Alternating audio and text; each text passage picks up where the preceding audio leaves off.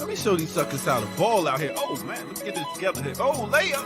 Oh, shot. Oh, three. Oh, it's like Brick City out here. Mid-range. Oh, my goodness. I can't buy a bucket out here. I missed the whole damn basket. Oh, my goodness. What's going on, man? My game is looking trash. Oh, here we go. Black Power Media shirt. Now we cooking. Trees. I'm taking on three of y'all with these right here. Between the legs. Oh, my goodness. Behind the back. Layup. Oh, and did he just do a reverse? He is in beast mode out here. I ain't got to look. It's falling. Oh, my goodness. This guy is going 3, 2, 1. Kobe. Nice. Black Power Media, baby. Nice. Empower yourself. Go get you some of that Black Power Media again. Right here, blackpowermedia.org. Yeah. Oh, man, my Saturday. I messed it up again. Dang. Hold on. Saturday. Woo! With Renee. I'm going to get it. One of these days, I'm going to get it. What's up, Renee? What's up, world? Welcome to another edition of Saturdays with Renee here at Black Power Media. I mix what I like. Jared Ball. Oh, my bad. What's up, Renee? What's going on? What's up, man? What's up? We here. Good morning. What's up to the remixers and everybody? Welcome. Jump on in. Join us if you please. And yeah, a lot to get to today. We got guests, we got news, we got all kinds of stuff.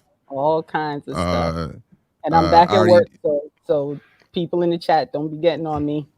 Saturdays is for the Saturday, children. I'm back to work for the next 3 weeks. Renee is for the children. What's Daruba on? Somebody just said Daruba. What's Daruba on right now? I don't know. Why? I don't know. Where is Daruba? He's not on BPM. Where is he at? Who? Now that's interesting because I was trying to get Daruba to come back on here because he and I got another disagreement. We got a little issue. I'm trying to get. I got.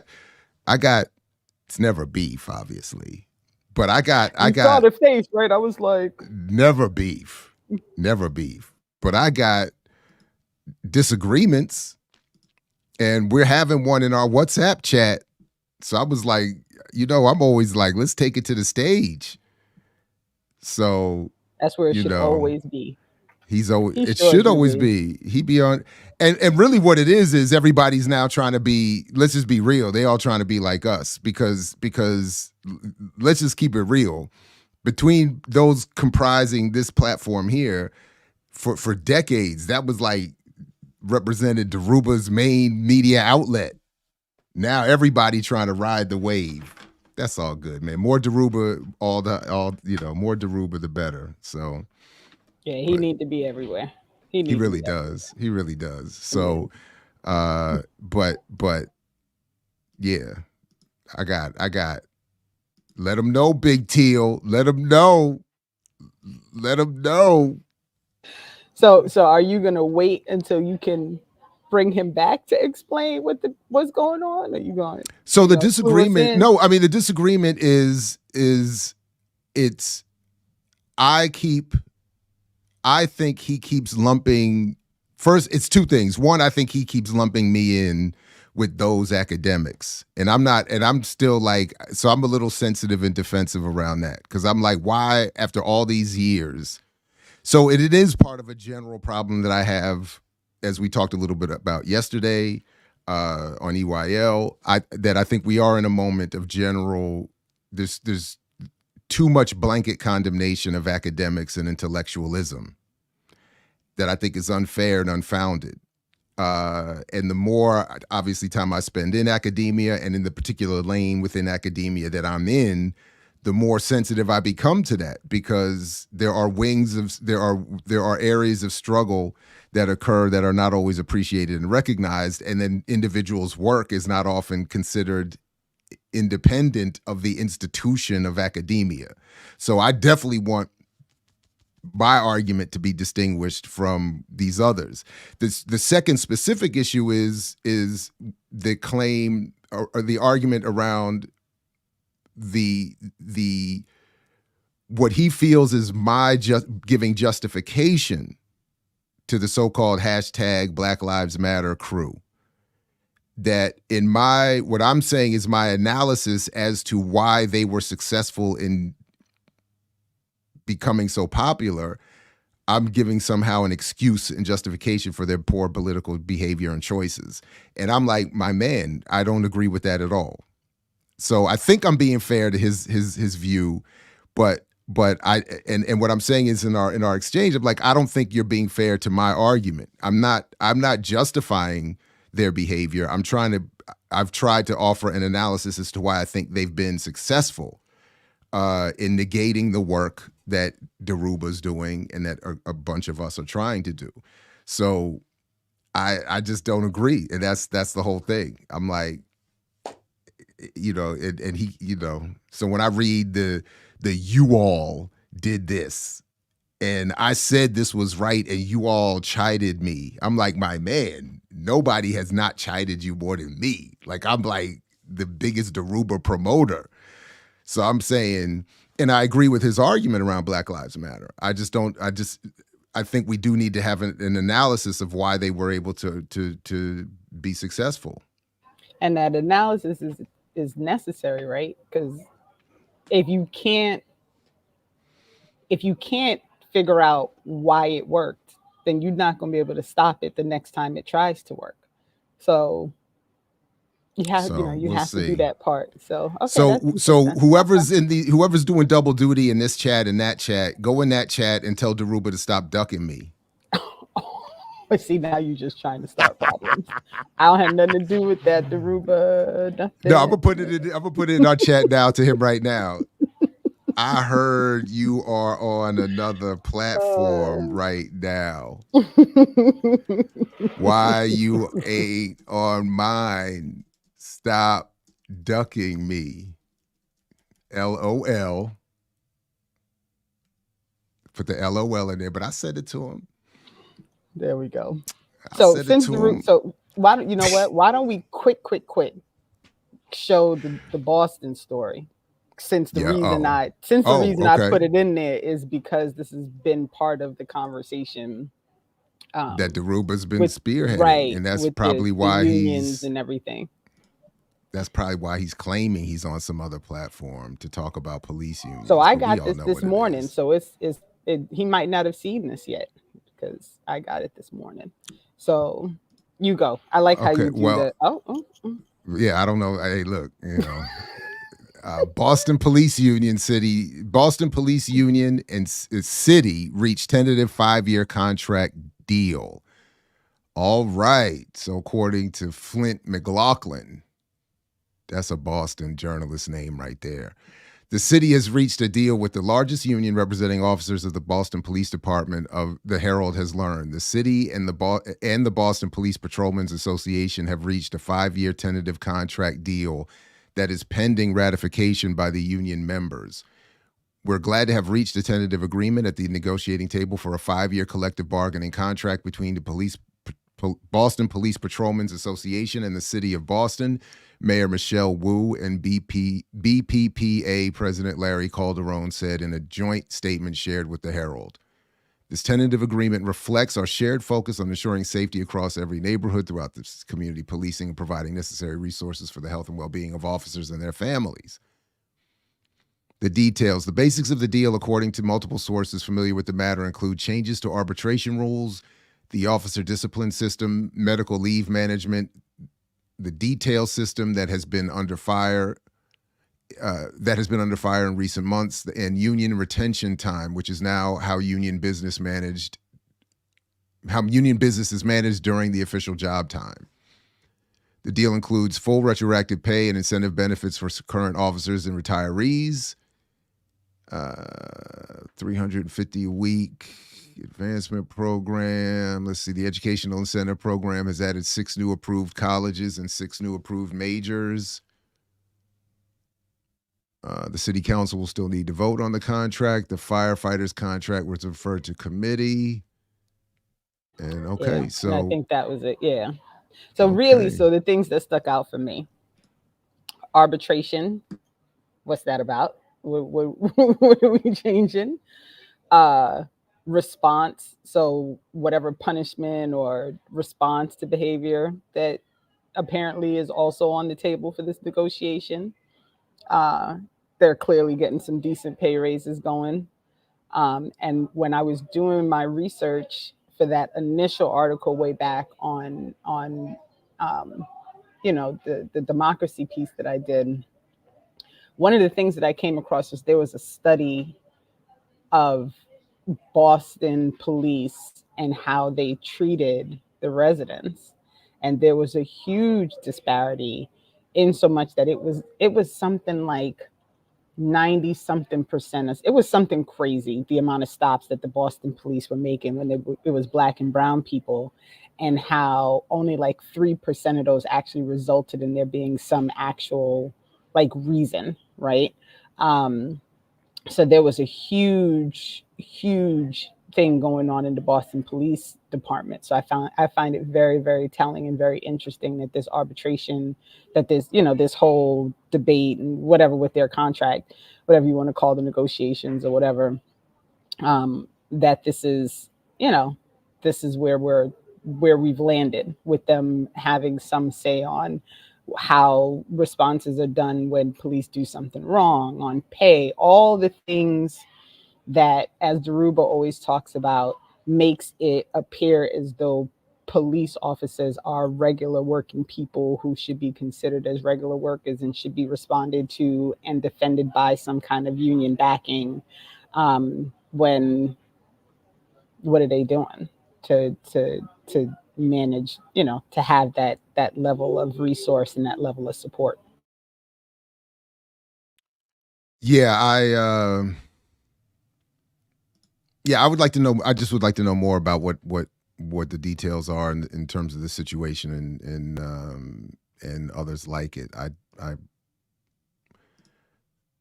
This sounds it in just reading this for the first time, it almost sounds like not much is being addressed.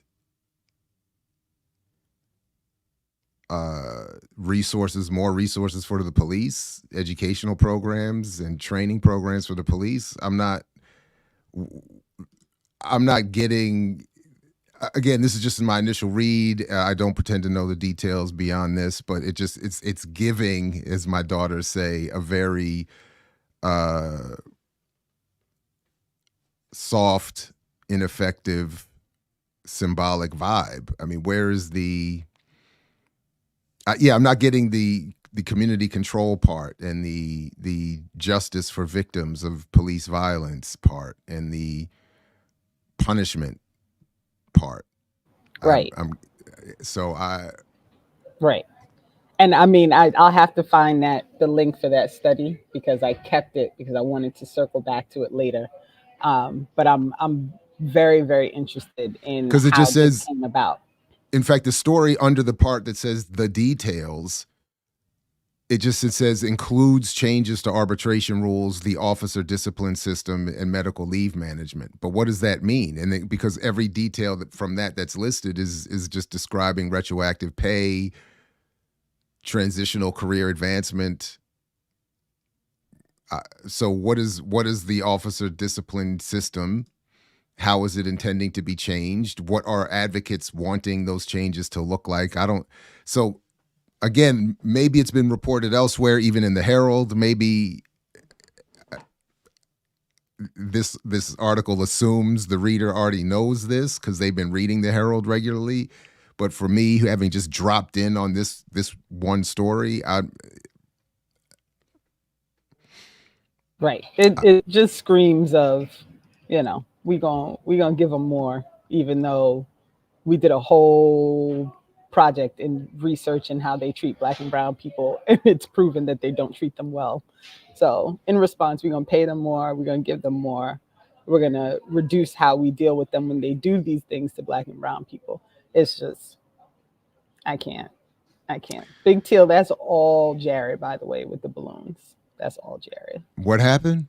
The balloons. You made the balloons. Oh, I made the balloons. Oh, when I did it's the iOS. It's the updated, it's sorry about that. Or you're welcome. Whichever applies.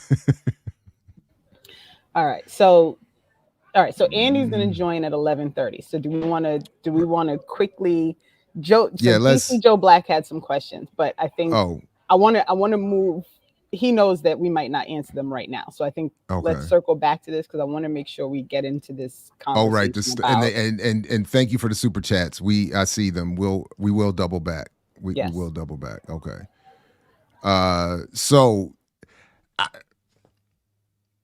for me, I'm running around again doing the bougie ballet dad errands last night. Shout out to everybody knows Footlights. And I get all these texts literally from all over the place. People, it's like nobody cares about me. Like I don't hear from none of these folks. It's like I'm just playing. No, but I started getting all these texts like, did you see Cordell West, our remix chat, other people. So I said, yo, I don't have a Forbes access. Renee said, I got you. Whoop, whoop, whoop, whoop, whoop. Forbes and FYI, I've already reached out to Cornel West and let him know whenever you want to respond, come back, come on through, because Forbes went in with the headline, Cornel West is broke.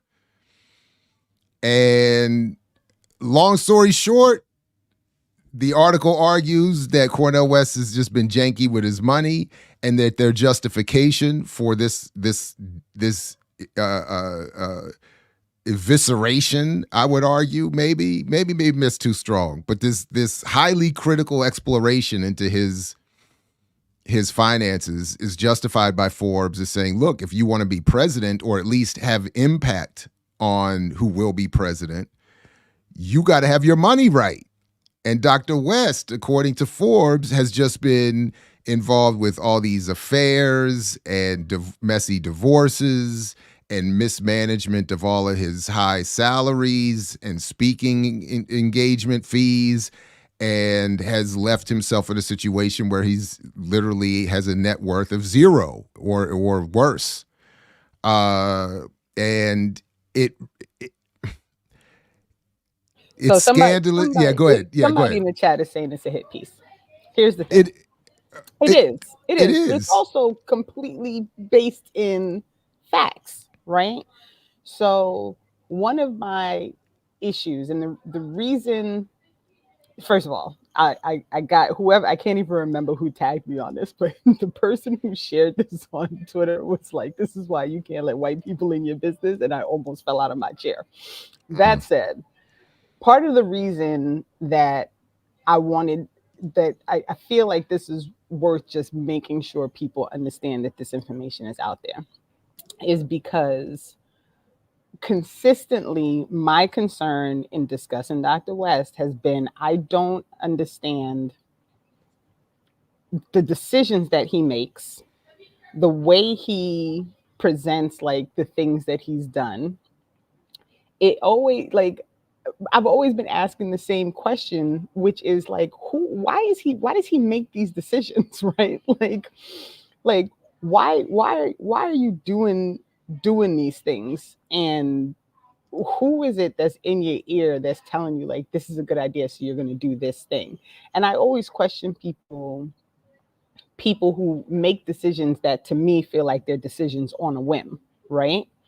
And the reality of the fact is you can love Dr. West, you can want to support him, you can do the whole thing, but you can't ignore some of the things that you wouldn't ignore if it was someone else, right? Like if there was someone else who was running for president and it was proven that, you know, they were like haphazard with their money, that they were maintaining $5,000 apartments for their, you know, the person they're cheating on their spouse with, that they left their spouse in one place and went to another state and was maintaining a whole life there to have their mistress, people would question that.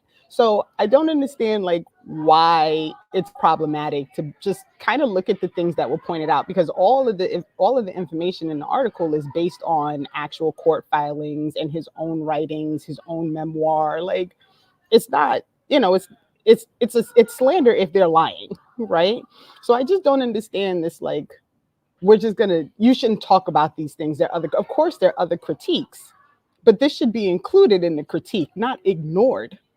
Maybe it's just me. I don't know. So yeah, it's a hit piece. And yeah, Forbes, and I'm sure the authors and researchers enjoyed writing it and had fun with it and are getting their own petty whatever. But to your point, it is based in what seems to be well-researched arguments. And I do think, and this is why, frankly, I've told again this crew want me to run for Congress, why I'm not running for Congress, because people be all up in your business and look to misuse what you have done. Now, admittedly, no investigation of my life is going to reveal nothing like this, because it's going to be wildly boring. And this is why, and this is honestly why, shout out to you, Josh, and others, I struggle with these blanket Rodney-esque condemnations of academics, because the reality is that Cornel West, both in terms of his salary, and I would even argue what is claimed to be his behavior in this article, is not representative of most academics, most Black academics, most Black radical academics. I don't think are making $500,000 salaries in annual incomes, running all over with secret women all over the place in Mexico and whatever else this article is claiming, and are not misrepresenting histories and politics or whatever, or are not falsely symbolic. They're not doing that. Now, they may not be doing what they should be, enough of what they should be, but that's sort of where I start to struggle with, what most people, probably not in our chat, but what most people in society experience when it comes to higher so-called higher level, higher academic scholarship or professors is very limited. Their engagement is with the popularity of a Cornel West, not with his work, not with anything he's written. Same with others that are at somewhat in that level, like them or not. People are not engaged with their work life experience, what it's like to work with them on a campus, or what their experience on campus is like vis-a-vis other faculty or administration. People don't see that. So I understand why, given obviously the colonialism and the role of academia and institutions, all of them in a settler colonial relationship, but to again blanketly condemn everybody in those spaces as an enemy until proven otherwise, I struggle with that. I'm struggling with that more increasingly. The more time I spend, and the more I see myself and others trying to do in those spaces, and what is being forgiven in other spaces.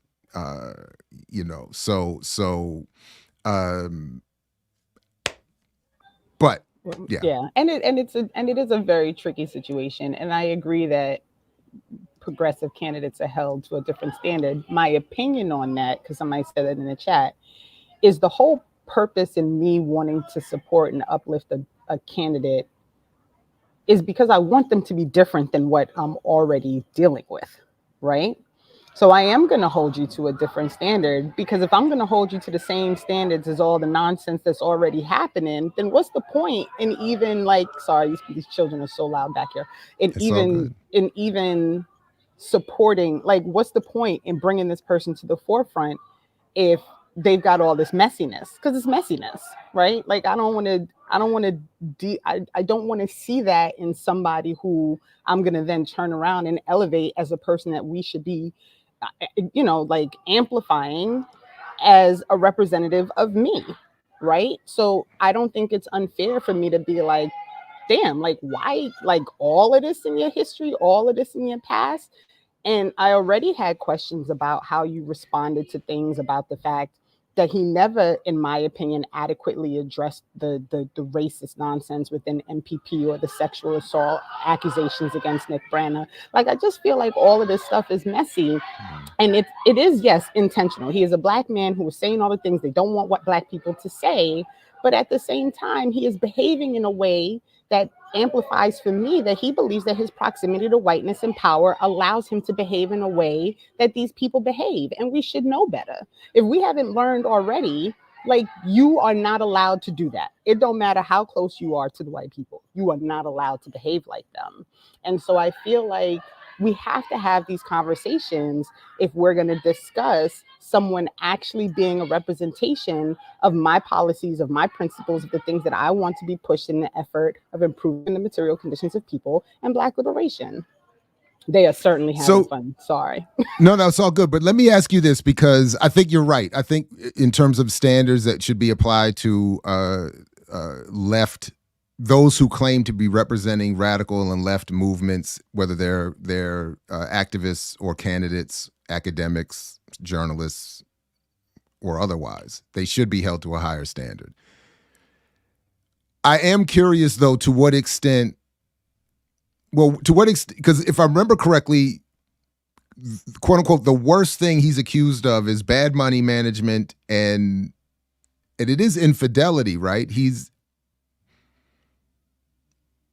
like full out getting people to leave their husbands to go live in other states with him while he lives with them on the side, not with his wife. Like, I'm sorry. That's right. So okay. So to what extent, if someone is looking to be a political leader, to what extent should that behavior disqualify them if they're going to represent a certain level of other politics? Do they have to be entirely perfect? Are there any lines we're willing, like where should the line? So perfection to me is it's a fool's pursuit, right? Mm-hmm. Nobody's going to be perfect. Everybody's going to have something in their history that you question and you're like, I don't know if I'm cool with all of that. But I feel like, if you are like all out, like living in an alternate apartment with another woman while your wife doesn't know, and if you're in another state with another woman who, you convinced to leave her husband with her 2 children, so you can, like, I don't know. That's an interesting. So Ricky go ahead. So Ricky's question is, do you think these sort of pieces take away from the fact that the campaign ain't wearing no clothes? I don't know.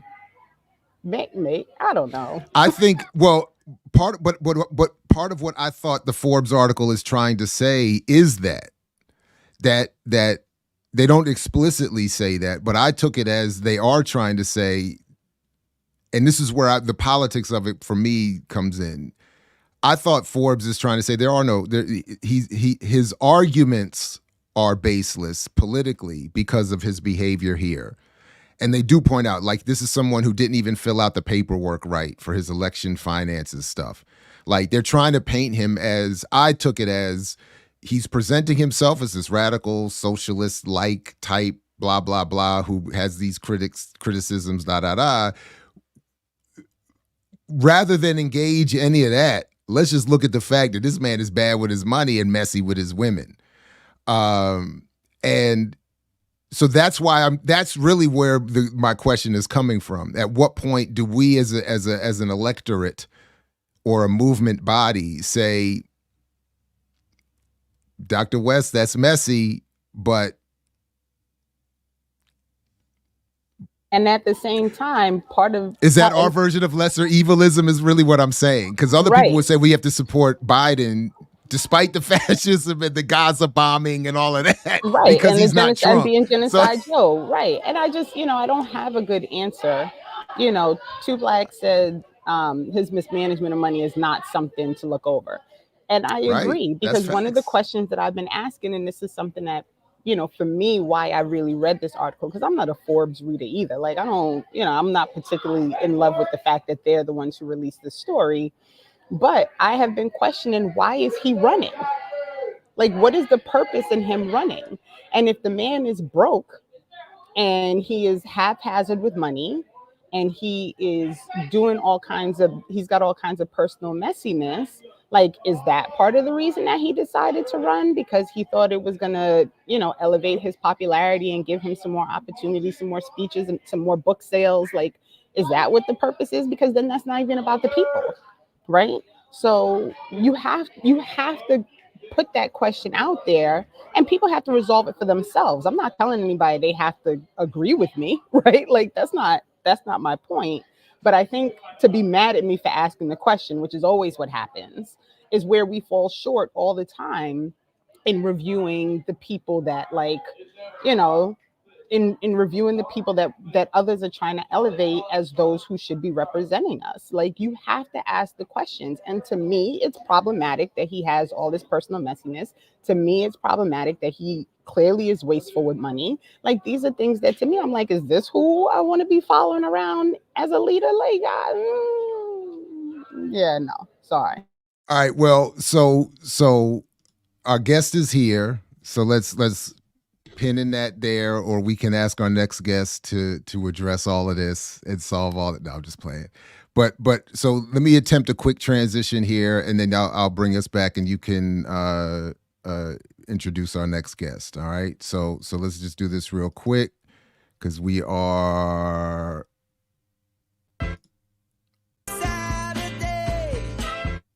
with Renee. There you go. You got it. You got it.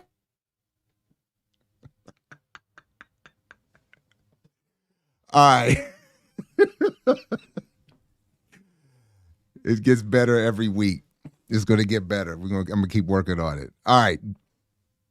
We're going to bring Andy Ellis on, and I'm really happy to have him join. We did try to get Nnamdi to also join, but he had some personal conflict. But I'm really excited to have Andy. He's a potential Green Party candidate for the Maryland governor in 2026. He's a former co-chair of the Maryland and Baltimore City Green Party. He ran for the state delegate in 2018 as a Green Party candidate, and he's the newly appointed member of the Baltimore City Charter Review Commission. He attended Towson, where he was a member of the debate team. He taught and coached college debate all over the country for over a decade. He was part of the movement in college debate to bring Black scholarships into the heart of the research canon and to ensure Black students could compete and win at the highest level. And in 2008, he was the coach at Towson University, where they won their first national championship. And the big thing for me is he owns chickens, which I felt like was a really important note that I wanted to make, because in my future life, I want to live on a farm and I want chickens. And so I just felt anybody like that owns chickens got to be. So Andy, welcome. Welcome. So thank you. I did think, so that is right. That it is through your debate work where we first crossed paths many years ago, if I remember correctly now. Right on. All right. Yeah. Okay. Yeah, Davon and Adam and all those guys. Yeah, leaders of a beautiful struggle, all of them. Right. Yeah. So right on. I shared this on my Twitter yesterday because Andy did a phenomenal conversation about whether or not justice is capable and possible in a two-party system. And I agree with him that it is not. So I'm going to ask, two things. So I guess we should figure out, we had this whole conversation about Dr. West and Jill Stein and this back and forth that's happening regarding the Green Party. So I don't know why don't we hold that so that Andy can participate in that conversation? That's dope. But, yes. Can you just play the timestamp from the YouTube clip where Andy is speaking on like the third party national versus local politics? Because I feel like that's something that I want us to kind of, move this conversation around. So if we can play that first and then we can talk some more. Andy, I don't know if you know I'm at work right now, so that's the noise in the background. And is this where he talks about the doom loop? Isn't that what it was called? The I don't know. It might be. I don't know. It might be. I don't know. So Andy Ellis, 11:30. All right, you got to tell me when to stop it though, and then got it. And I will. But here we go. And press play. As Black men, and that's Nnamdi Lumumba of the Ujima People's Party, and they were allowed to vote in the elections. The fact that the first party the first major third party to win an election. Oh, no, not this one. Go to 3018. Had a Yeah, there's two different clips. The other one is Namdi. There's two different videos, but this one you're going to 3018. All right.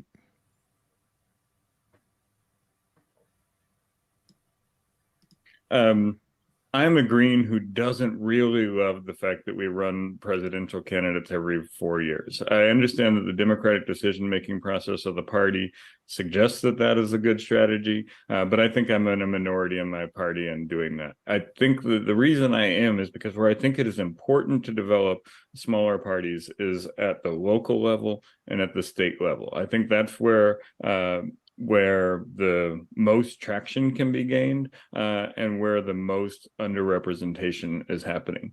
That being said, I also think that the national level elections are the place where the ideas and concepts of third parties and smaller parties get the most attention, and that the effort of the Democrats and Republicans to shut those voices out since Ross Perot have stopped the ability to have those ideas and policies be in the political mainstream. So what I would say is, if you think about every major redistributive justice push that has happened in the United States through policy, it has been because outside forces and inside forces are working together in order to transform the system. If you think about abolition, if you think about women's rights, if you think about the New Deal, and if you think about the civil rights movements, all of those had third parties there. And so when this argument gets made about spoiling elections, about Trump, et cetera, that is an attempt to shut down the forces of redistributive and social justice that have used presidential elections and big-scale elections in order to put ideas into the political mainstream that are not discussed by the two parties. So, yeah, I worry. I mean, look, we live in Maryland. Our vote doesn't count anyway. Presidential voting is the most performative election. Now listen! That's exactly. Exactly. You're muted. I didn't mean to cut it short out of disrespect. That was bars. That part about why we gotta vote for whoever, whatever the nonsense is exactly on point. But I didn't want to. So Ricky, just so you know, we did invite Ujima, but they weren't able to come today. So we're gonna circle back and we're gonna bring it all in because stop it, Ricky, stop it. Ujima and Namdi stay invited. Like stop it with the we should have. They always invited. Of course they're invited. You invited, you on the platform. You are always invited, Ricky. But I will admit that part of it, so this was a teaching, Andy, correct, from like 3 weeks ago that you all did. From the 13th, yeah. Right. And then I had not had opportunity to actually watch it yet. And what caused me to want you to come on the show was because we were talking about Palestine and you had released a statement and we read the statement and we shared that you were potentially going to run for governor. And then I went back and I watched I watched the discussion, and then I watched the follow-up interview that you did with Namdi, and I was just really like, these are the conversations that I want to have, especially given what we discussed last week with regard to voting blocks and how can we really try to evaluate the level of power that people can have within certain communities. So that was why, so then I circled back to you yesterday and we tried, but he's got kids and things to do, so we can't be inviting people last minute, but I promise we will be bringing everybody back so we can have this conversation. So it's on the list, people, it's on the list. So Andy, before I ask my questions, and Jared might have some others that he has, do you want to just talk briefly about like your history, how you got here, that type of thing? Yeah, sure. So, I mean, I think the bio you read talks about some of it. I definitely worked, I got to travel the country coaching college debate and working on this project of sort of, it was similar to work I think you were doing around that time, Jared, and bringing hip hop into the academy and bringing the academy and hip hop together in certain ways. And I remember articles that I read about your 2008 campaign that were talking about that, and in a sense, well, that's what we were doing in debate. We were bringing Black scholarship and hip hop into a space where it had typically not been and not existed, and we were also bringing more Black students into spaces where it hadn't existed, and we were doing it with scholarships, so that the material reality part of it. It was great to get to come play the game, but it was also great to get to go to college and grad school for free, because you had done debate. And, doing that and working with a set of arguments that unsettled the space so much that it is radically different than it was now. Davon and a bunch of other folks who worked on that at the time changed the space entirely. Having a vision of how that worked in that space there also informed my politics. I've never really thought that the two parties were very good. And I never really settled for the lesser evilism. And I've never really lived in a state at a presidential level where my vote matters at all. I've lived in Wyoming, Vermont, Maryland, California, New York. None of those states matter at all.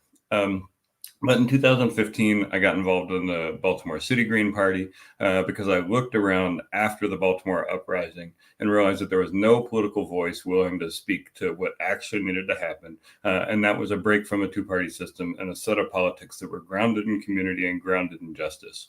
And we just didn't have it. I mean, we had a Green Party here that was active and one of the better ones in the country, but it wasn't in a place where it was able to meet that moment at that time after the uprising when people were looking around and saying, this isn't working, what can be better? And, so I'm doing the hard work of trying to build small, independent leftist parties since then. I've been involved in the Green Party since 2016. And, it is harder than I think I ever thought it would be to do this work. But it is also important because I think if we want a possibility where there's any hope of electoral politics having any meaning, we got to get out of a two-party system where two corporate capitalist parties are telling us what is political and what we're allowed to feel and what we're allowed to speak about. So we can get more into all of this, I'm sure, but that's sort of how I got from debate to Green Party politics to the place that I am today.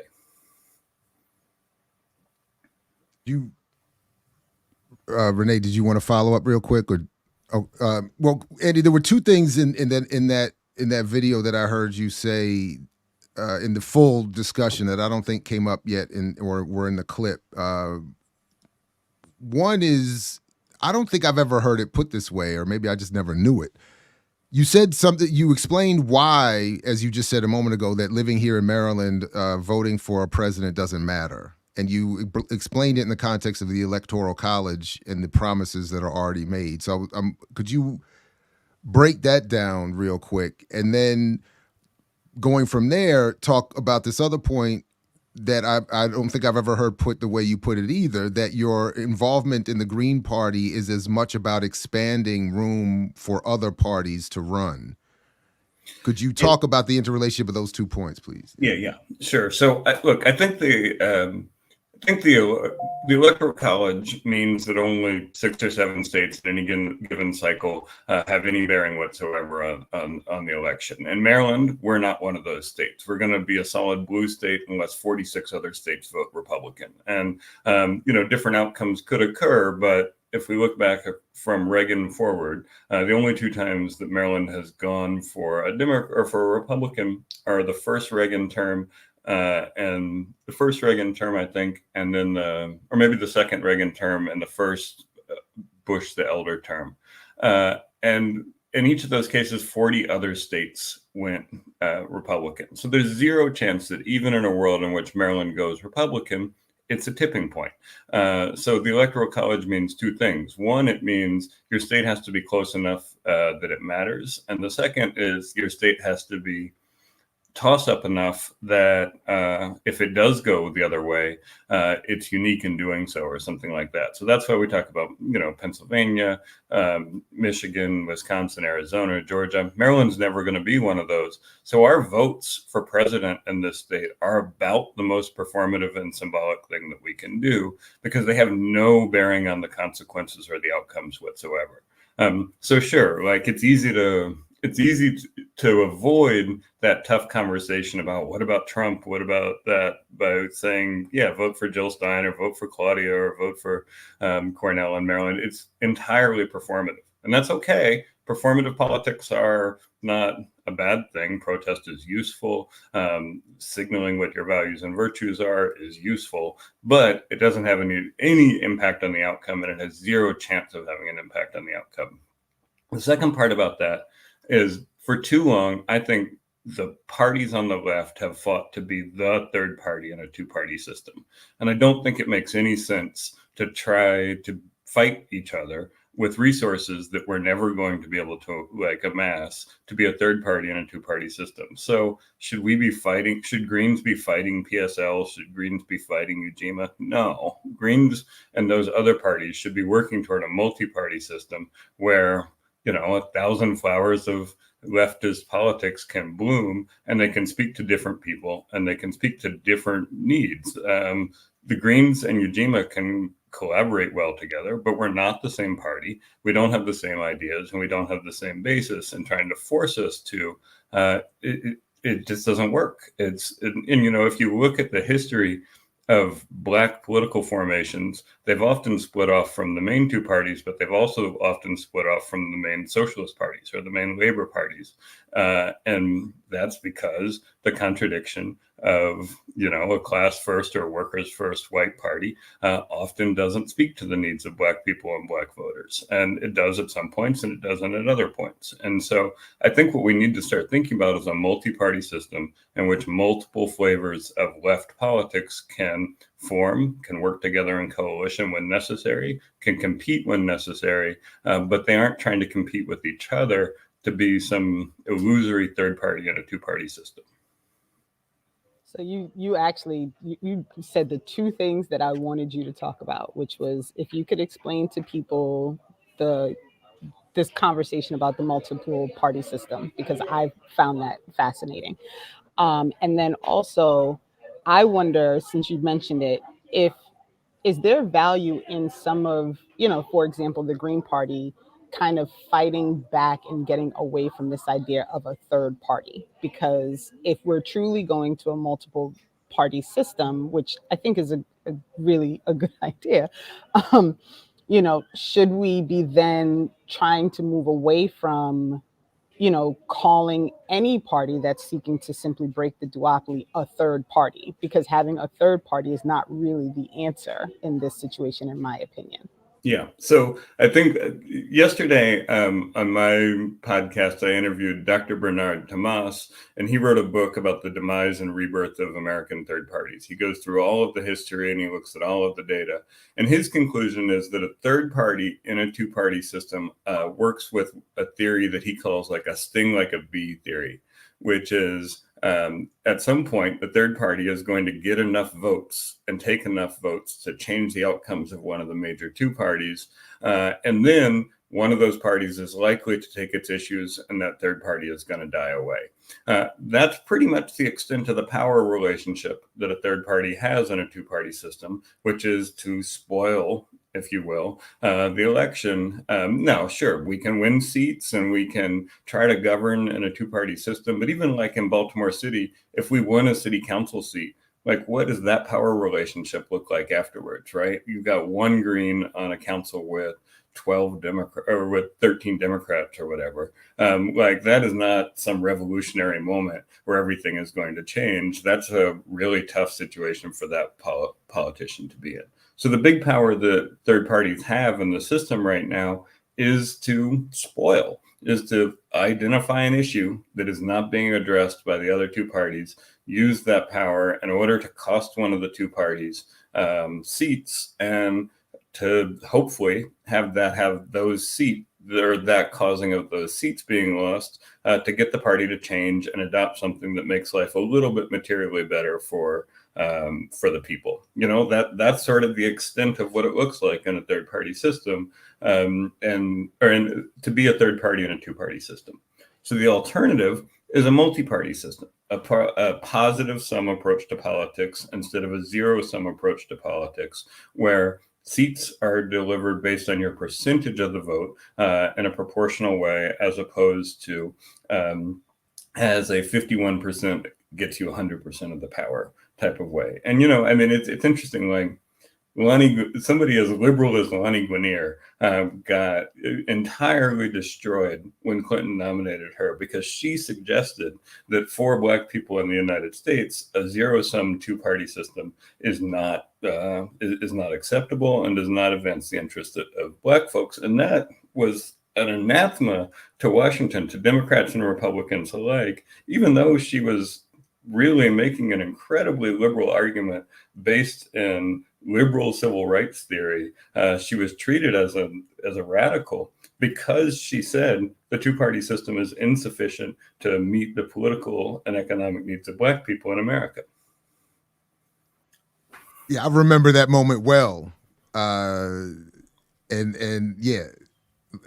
Lani Guinier coming, I believe, at the time out of Harvard and everything. I mean, she was coming out of the most elite spaces, making it. And it was just like, you know, hey, by the way, this isn't going to help. And the way I remember it was this vague condemnation of her as just being. It wasn't like they actually addressed her argument, and then it was just sort of, well, she's not a right fit, or she's too this or that, or she's a little bit this or that. And but with this they just sort of kind of labeled her as being too radical and or something, and it wasn't against democracy. They said that she was against democracy. They said that she wanted to racially allocate votes. They said all these things that she never really said. And what she did say was well in line with like the Department of Justice policy, basically.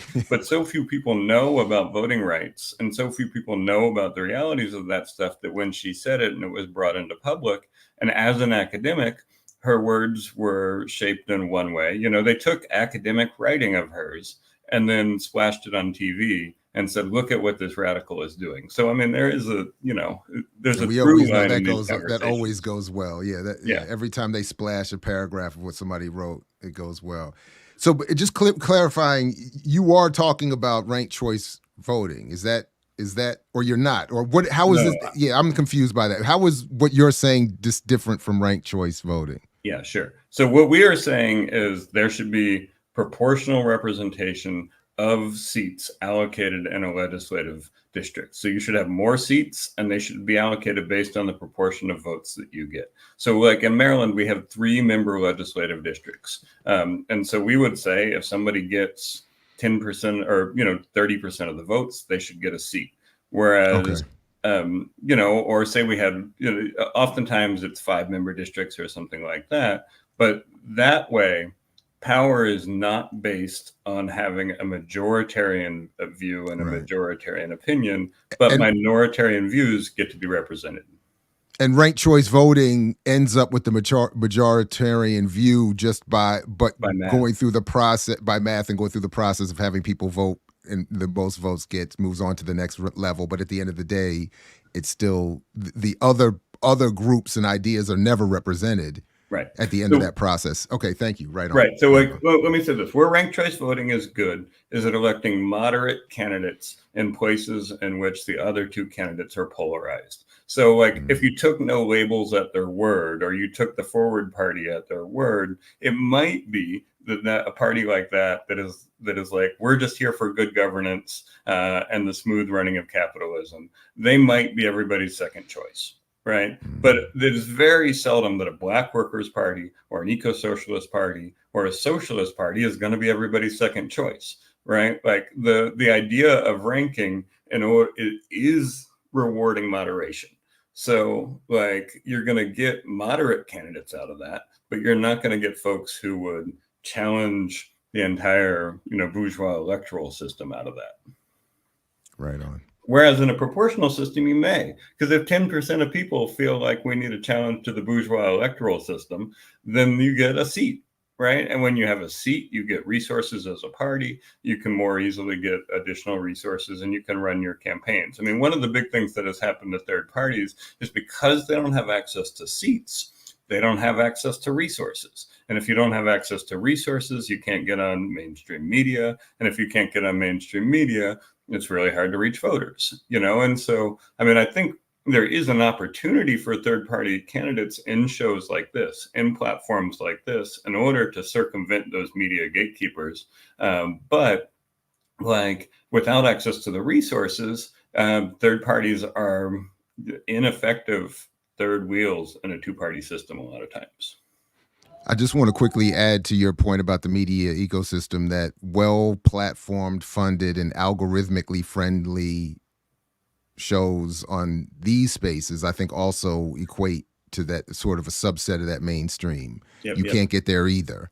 Right. So I just wanted to add that.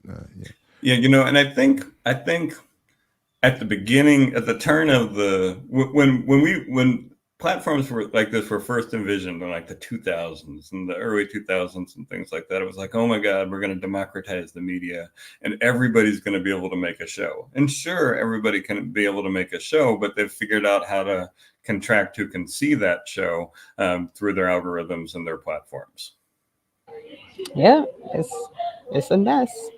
So you said something that I caught in these conversations that I thought was worth talking to you more about, this difference between inter-party competition and polarization. And can you explain to the folks watching why this has to be the differential in having a two-party system and where these battles come to play between, and why that matters in this whole space? Sure. So for the political scientists who have designed the two-party system to operate as it does, and you know, this is really the American Association of Political Science in the 1950s and 1960s was shaping a system of what we should have as a two-party system. It's not natural. It hasn't always existed. There's long been other parties in American politics, but in the 1950s and 1960s, the American Political Science Association was shaping a two-party system. And the belief at the time was that the competition between the two parties for votes was going to make it so that you got good representation, you got good balance, and you got good outcomes. But Black voters and justice issues are a matter of polarization. There's not really a good opportunity at this point for Republicans to say that they are equally speaking to the interest of Black voters. Even if Democrats do a terrible job of it, Republicans are antagonistic to it. And so there is no inter-party competition for Black voters and among justice issues. If we look at criminal justice, if we look at racial justice, these are issues of polarization, right? And so the fact that one party supposedly believes in them and the other party is against them makes it impossible for the design of that two-party system, which is supposed to have inter-party competition there to solve those things, to do it, because there's no inter-party competition. One side is against justice and the other side is performatively for justice. And the only way that it would work is if both sides were equally for justice and had different interpretations of how to get there. And so the system is designed to make it so that if issues are going to be resolved by it, it's resolved by it by having good competition. But that doesn't exist. And you end up in a situation where the Democratic Party seeks to capture the entirety of the Black vote. And whether they're successful or not is a good question, but they seek to do so. And they do so based on, you know, and I mean, I think Eddie Glaude does a really good job of documenting the history of how this happened since the 1950s within the two-party system. So that was a lot. Sorry. No, it's fine, because you all were actually having a conversation with someone who was asking about running within the party versus, you know, working from outside the party. And I don't think there's a lot of conversation happening between people about why the system succeeds, right? And it succeeds because it allows everyone to focus on these divergent, or quote unquote, you know, what they consider divergent, you know, thought processes, just like you said about the justice system, right? Like one party's against it, supposedly, one party's dependent it, supposedly, and you spend all this time trying to pick who's the worst, instead of actually having conversations about what actually needs to happen. And so that's how you end up with people literally saying things like, you can't not vote for Joe just because he supports genocide, because you got to get Trump out. Like, that's how we get to this space. And so I thought that was, I really wanted you to explain that more, just as part of the conversation here, because it was, I was fascinated by that part. Well, I hope that explanation was helpful in that goal. It's hard stuff to explain, and it's taken me a while to wrap my head around it. And sometimes I can be a little wonky in explaining it. So if I am, just tell me and I'll try again. So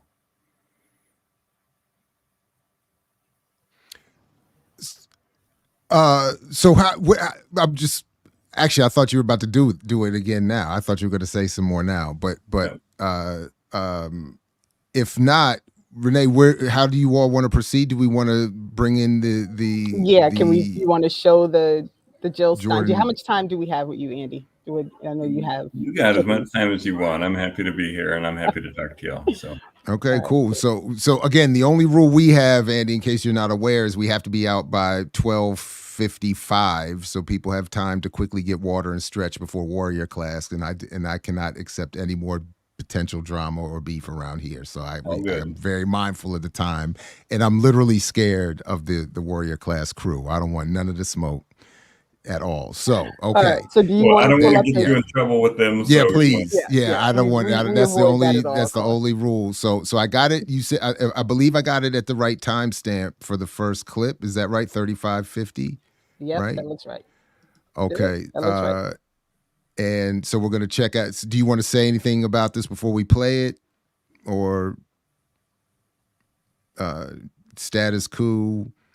Yeah, let's Jordan Sheridan. Yeah. Okay.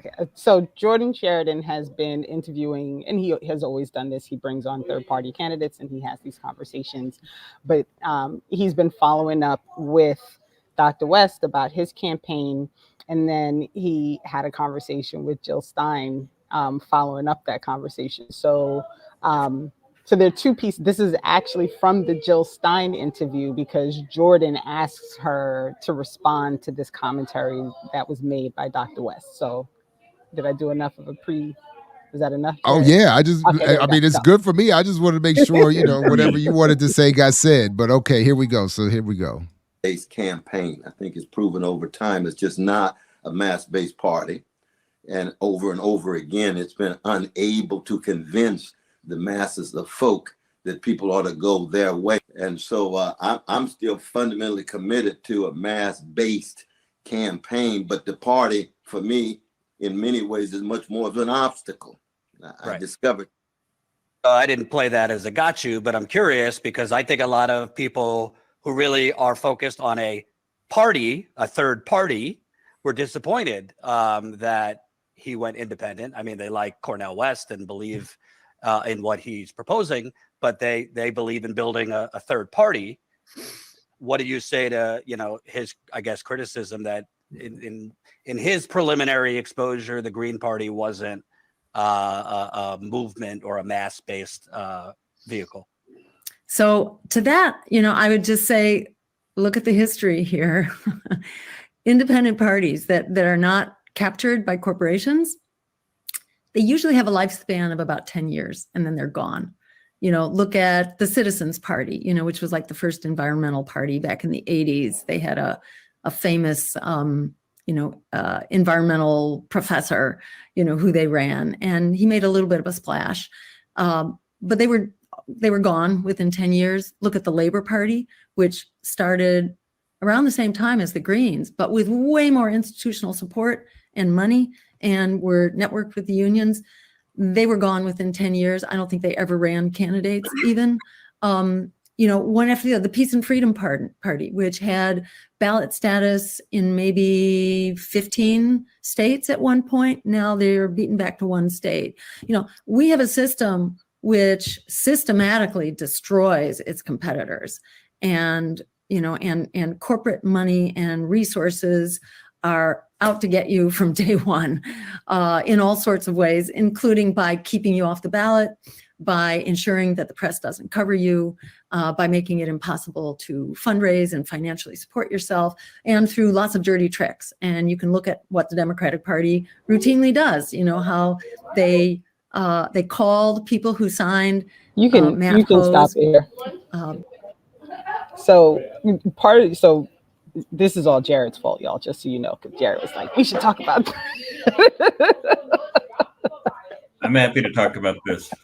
But yeah, I found this very interesting. And, for me, it all goes back to how Dr. West started his campaign and what seems to me like a never ending, like circular reasoning for why he has to keep changing his plan.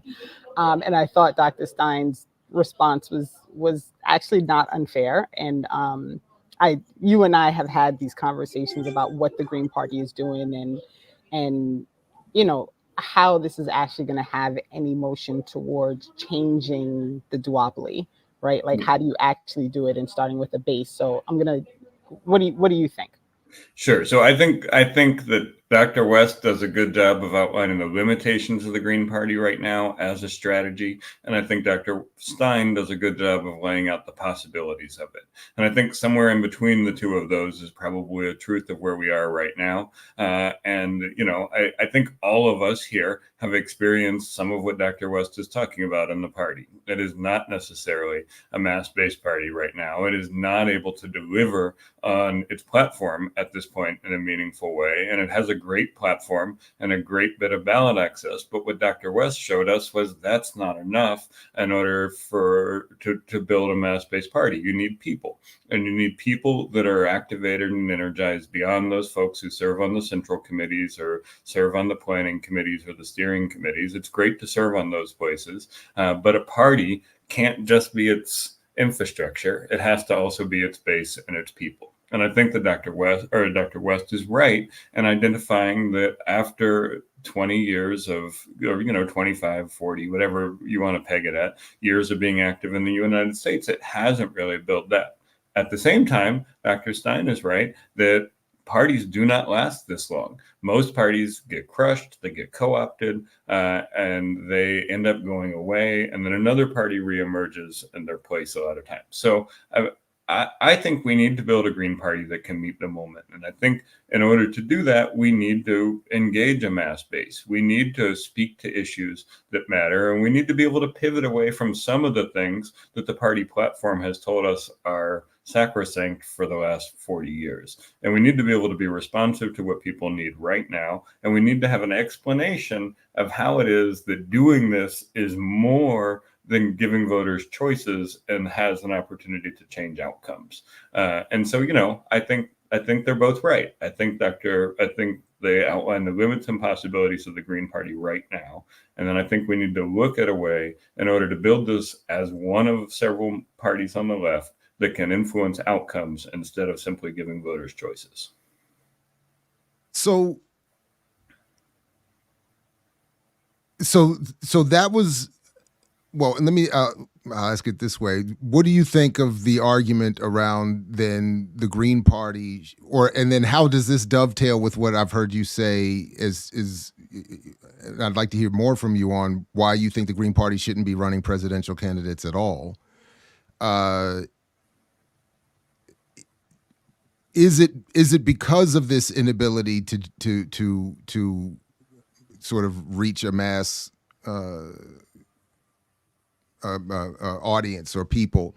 And I guess what I'm really struggling with is what I would have if West was more serious about building a party and an alternative and a threatening movement, and the party was more serious in doing the same, I would have wanted and have tried in some small ways to advocate for a long time. Start this process years ago, as you're doing with your governorship, your campaign for governor. Start years in advance, and then find your celebrity choice or whoever you want, and whoever's willing to do. Find your West or whoever, and then build it for a couple of years. Saying, as opposed to these relatively last minute flaming out efforts. So let me just start with I think, more important question of why you think the Green Party shouldn't run presidential candidates, and then maybe explain how this last example in my struggle of a question relates to that. No, got you. And I don't think that it has always been the wrong strategy to run presidential candidates, but I think it is not a great strategy to be committed to something we decided in 2004, which is we're going to run a candidate in every single election. And the reason that I think that is because I think that as much as I don't mind pointing to Green Party activity on the ground and, getting people elected to boards and commissions and all that stuff around the country and local office, I think that the critique that we come around every 4 years for most people in the United States is right. I think that most people don't see an active Green Party at times other than presidential elections. And then I think we end up sort of, our theory of action is spoiling without a purpose right now. And I think that spoiling is fine if there's a demand and there's a purpose and there's a clear political program behind it. But it sort of feels like the last couple of years we've devolved into we spoil so that people can understand how important ranked choice voting is. And then once they understand how ranked choice voting is, we'll get ranked choice voting and Greens will be elected in wide numbers. And it's like, that's just not true. There's no data to back that up. And I think what ends up happening is a lot of people who are really dedicated to community organizing, community action, and building alternative forms of power join the Green Party, look at it, thinking that it is going to be this grassroots organization that is trying to do stuff at the state and local level, and then really find out that we have a litmus test based on running a president every 4 years. And I think it's hard for people to explain away the reason why we're willing to risk Trump so that maybe we can change people's mind on ranked choice voting or something like this. Like people think the spoiler argument is some natural occurrence. It's a Democrat talking point that has been developed over time by their consultants, and it's $1 billion argument. And we run into it with our chin every year and don't have a reason for why we're doing it. If we said we are going to run this candidate until you stop the war and relieve student debt, and that's what we're focused on, and what the real goal is to get those things to happen, okay, I can start to see some semblance to that. And I think Dr. Stein is better at that than anybody that I've seen in a while. But at the same time, it feels like we don't have a theory of action behind running presidential candidates that works and attracts as many people as we do about running candidates at other levels. And then we use it as a litmus test. So if you join and you say, I'm totally down for transforming New Jersey or Maryland, but I don't really love the fact that we're running a presidential candidate, well, that's pretty much the end of your time in Green Party leadership at that point, And so I guess I think that while there's value in it, and I understand why it has made sense in the past, and I think that there have been inspiring races in the past, and I also think that it's not really strategic right now. It's just sort of an inherited sense of ourself as a political identity that we haven't challenged effectively. And that's a problem. It's a problem. Do you want to play the other clip, just because there was something she said also in this interview that I thought was interesting. So you really need, the first couple of races I ran in, I completely ignored the party. I didn't find the party helpful at all. And it was mostly problems. And I completely understand the perspective of a newcomer. And it's not until you know how the system works. And also that's just going to be the chatter that goes on in any organization. People are going to make a lot of demands of you when they are putting their blood, sweat, and tears into this organization. They're going to ask stuff of you.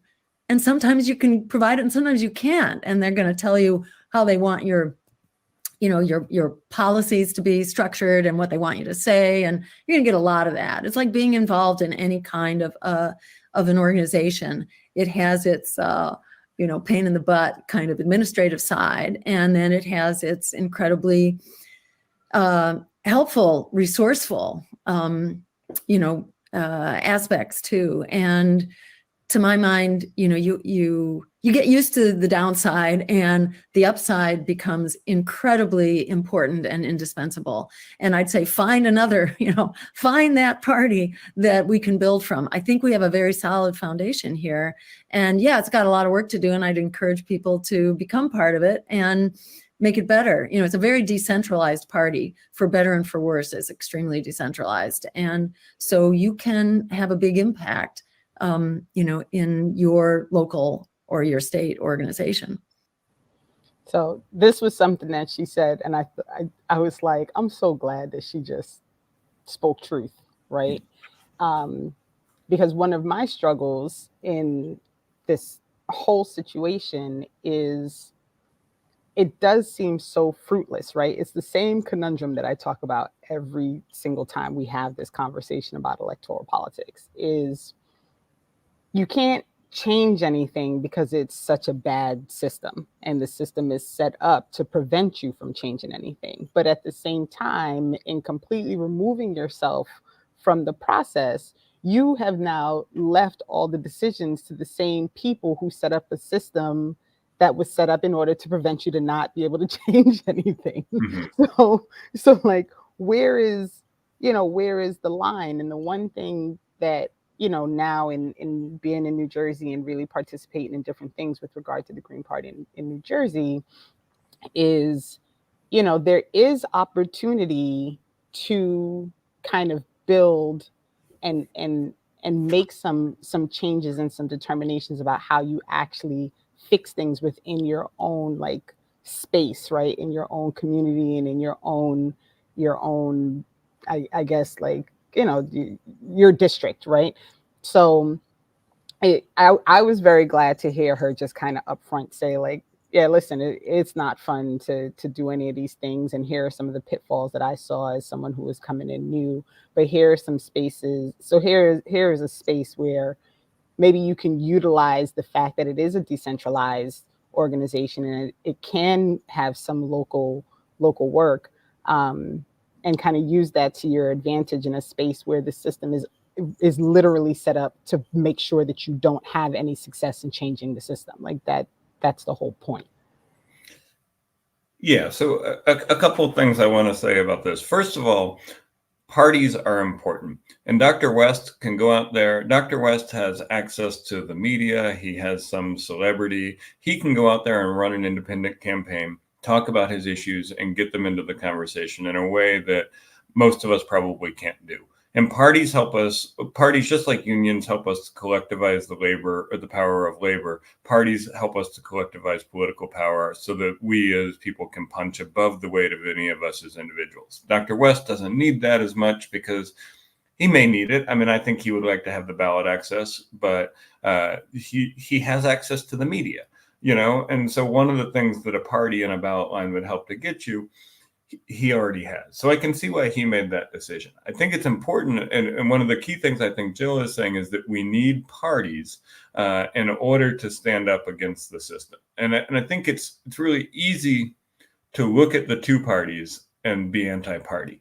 But I think that tendency in politics is a really dangerous one because it ends up erring toward the people who already succeed in American society. So if we do get rid of parties and we just have independent candidates, we're going to have rich people, celebrities, and mostly wealthy white men running for office, more so than we do right now. Because parties, I think, give the ability to transcend some of that and fight against the existing forms. So that's one thing. The second thing is, yes, I think the Green Party is a place where that action can occur. I think it is an eco-socialist party that has a platform that speaks to what much of the left has asked for out of an electoral party out of the last 40 years. And I think that you can see strains of it through all sorts of movements in history, and it is important, and I think we need to build it.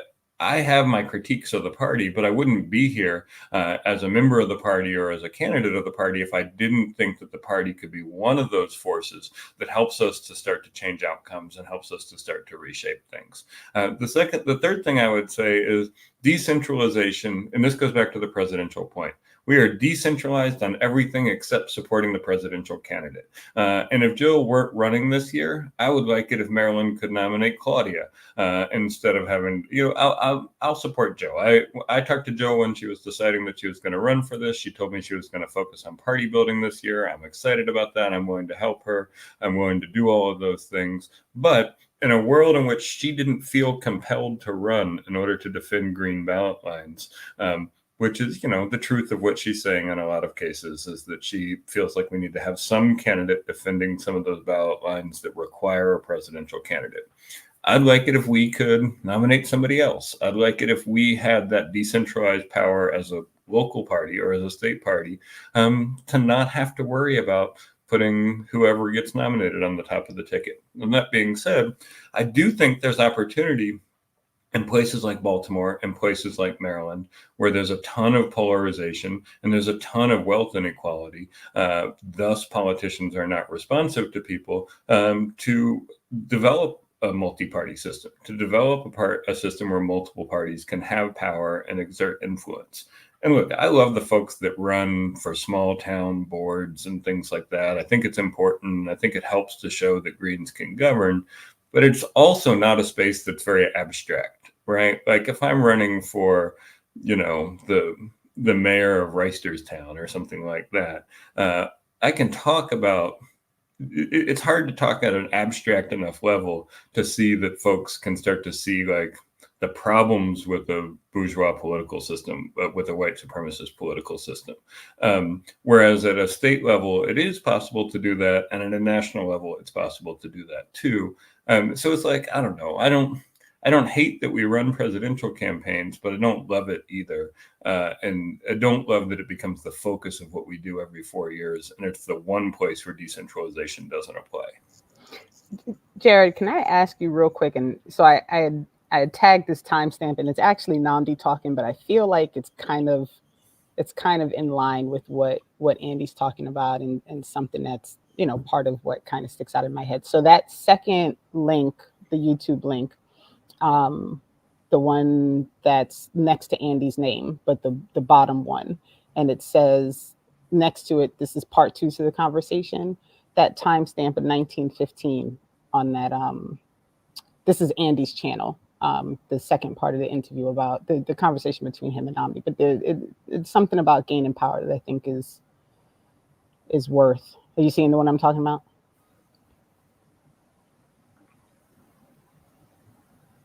Yep, getting it right here, got it right here, pulling it right here, woo, woo, woo, and boom. One of the things I think is going to be important for small parties to do is to give people a sense of how do you win power, not just elections, right? Because organizing people, even if your candidate loses, but you're an organized group, right, in an area, you can continue to pressure and put real action on elected officials or appointed officials to do what it is that you wanted to get done, right? You're able to initiate institutions that represent the ideas of that political party in ways which you couldn't if you were just scattered, right? So I think that's part of it. And that means political parties aren't just places where people come to vote. Political parties are social entities for people. They're educational entities for people, right? The small party has to be really engaged in local activities, right? Building networks and encouraging that kind of relationship. And that's what makes them more valuable. And I think over time, and I'm not even talking about 20 years down the line, I'm talking about over time, 4 years, 6 years. You can stop it. Now you start to see a network. So, and this, of course, I got to the second video and I was like, oh, we got to try and get both of them on. So we're going to have to circle back to this another time. But I found what, and this was a conversation that was kind of going in the chat, like, oh, why are we talking about, this is not just about voting, right? If you start just talking about go vote, then you kind of miss the whole purpose of trying to organize around electoral politics, because electoral politics is not just about getting people to go out when there's something happening at a ballot and participating at that time. It is exactly what Nnamdi said. It has to be about organizing around all issues and bringing people in to do multiple things and creating a space where people feel like they can come and talk about their problems and their issues, and how do you address those problems and issues within that group, and then, you know, move addressing those issues to be outside of your group to, you know, be applicable to the entire community. And I feel like we always get bogged down in this conversation about, you know, electoral politics and voting, and people miss that this is also an opportunity to organize around issues, right? And to organize around the things that people need to kind of focus on so that they can improve their own material conditions within their own communities and within their districts and spaces. Absolutely. I mean, parties, so when we think about parties in the terms of the two corporate parties that sell voting and donating as their product, we get a bad sense of what parties are. But parties are collective organizations that allow people to come together and have a conduit between themselves and government. And whether or not you're in power or not, I mean, it certainly helps to have power. But a good and functional party is an association. It's a movement. It's an organizing tactic that can collectivize power. And that power may not work when it is being applied at a presidential level, but it may work in order to make sure that, you know, your trash gets picked up in your community, or that you can resist, you know, in Maryland right now, we're facing this issue where they're trying to roll back these bills that got passed that protected children from interrogation, from police interrogation. And if we had an effective party right now, we would be able to challenge the Democrats' desire to compromise on that situation. But right now, it's popular for Democrats to speak to the narrative of youth crime and to do what they always do, to sell out, to use tough on crime policies in order to cover up for bad economic policies and things like that. And if there is a party that is organized and is able to challenge that,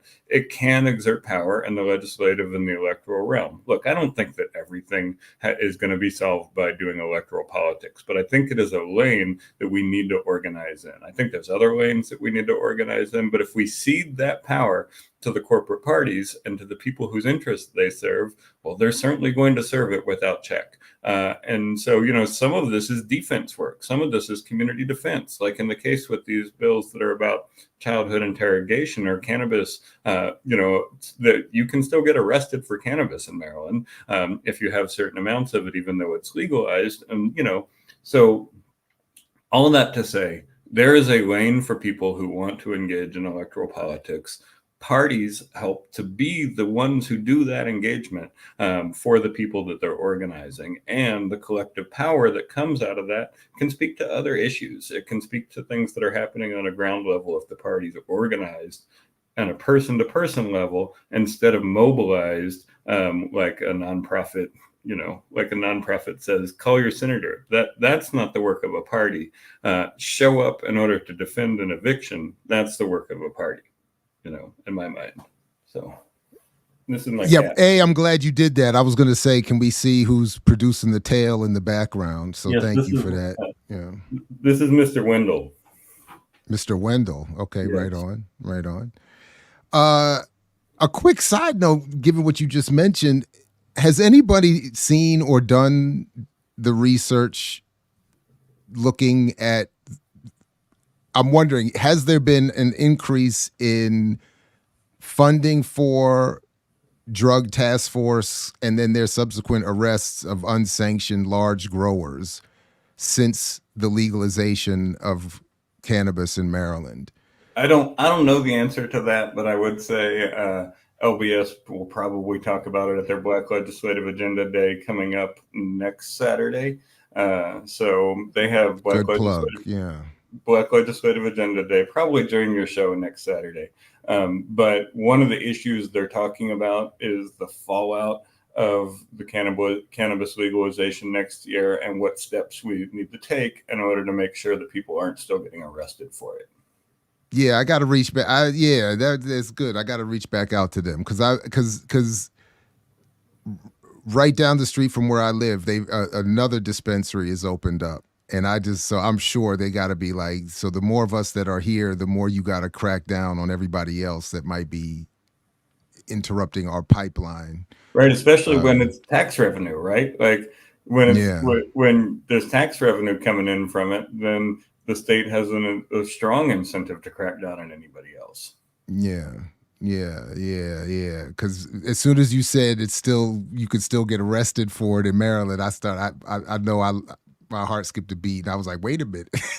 But I was like, okay, but now let me start to think about why. Yeah, exactly. Yeah. Okay. Well, you can get arrested if you have over a certain amount on your person. And in order to make sure you don't have that amount on your person, since it's a precise measurement, you probably have to have a scale on your person, or at least in your possession. And if you have a scale, then all sorts of other things get opened up, right? And then right. Then you're right. Yeah, that's deep. That's so slick. Look, like the two parties the analysis is correct. They are as bad as we think they are. And they are doing whatever they can, and they are serving the interests of the people who write the checks for them and vote for them. And if those interests are not the interests of your community, there needs to be people who at the very least are playing defense on that, because without playing some defense on that, they're going to do whatever they want. So that's one part of it. And the other part of it is, wouldn't it be nice if we could actually push them to do good things instead of just doing less bad things? And, I'm no idealist, and I don't assume that liberal participation in parliamentary systems or whatever is going to get those systems to become somehow liberatory. But it doesn't mean that they're not a system that is exerting power over each of us in our communities, and that we don't need to figure out how to interact with them. We should not cede that space to the corporatists and those two parties. And I'm sorry, Renee. Just go ahead. No, go ahead. Finish your thought.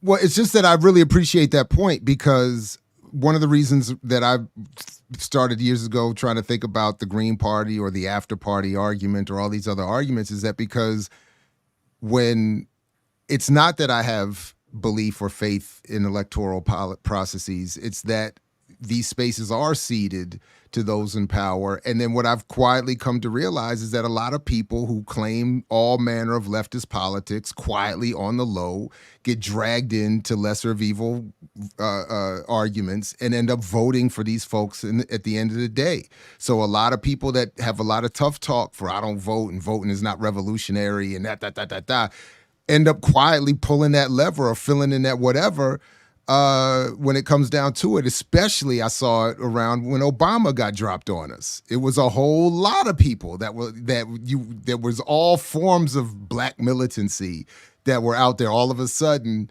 And so I know across the racial class political spectrum, there's versions of this everywhere. And when we don't offer up arguments for why we should reorganize ourselves and readdress ourselves to electoral spaces, I think so I really appreciate that argument. Yeah, thank you. And, Dr. Tomas, who I talked to yesterday, who wrote a really academic book, but really useful book about the history of third parties, says there's three things that they can do in order to act in this moment. One is to identify the polarization and economic disparity that is causing many people to drop out of the system or lose interest in the electoral system. The second is provide themselves with the distinct difference between both parties. Not both parties are the same, but both parties are bad, and here's why we're better. And the third is to mobilize resources in a way outside of how the two corporate parties tell you you're supposed to run campaigns. And if you can take those three things, he says throughout history, those are the moments when third parties sting like a bee and cause ruling parties to lose seats or lose power because of their complacency. And those ruling parties often will co-opt those issues, right? So the way that the theory of power works here is get good enough at costing them elections so that they co-opt issues. Otherwise, in a two-party system, being a third party, that's really the only pathway to meaningfully changing outcomes. If we had a multi-party system, we're having an entirely different conversation. We're having a positive-sum political conversation at that point instead of a zero-sum political conversation. But in a two-party system, That is what it is. Like, people can run away all they want from, oh, we're not spoilers. Well, it's like, okay, if you're not spoiling, then you're not playing with power. You're not actually exerting any influence. And all you're doing is providing voters choice. And it is good to give voters choice, but there's nothing more affirming of a liberal democracy than voting for Jill Stein just because you had the choice to do so and having no power analysis behind it. That's it. Yeah, I'm not even gonna. I see your face, Jared. I just read it too. I'm just gonna act like I didn't see it. So if we can, I want to hold Andy hostage for like 5 more minutes. Can we really quick look at this situation with Sarah Jama up in Canada? And I just found this to be really interesting, and also kind of, you know, it's a good way to look at how this all works when you participate in the system and you decide that you're going to do something that's against what the party you're supposed to be a part of wants you to do. What the end result of that can be. And since Andy's been also so vocal on Palestine and Israel, I thought he would enjoy just kind of doing this last piece with us. Sure.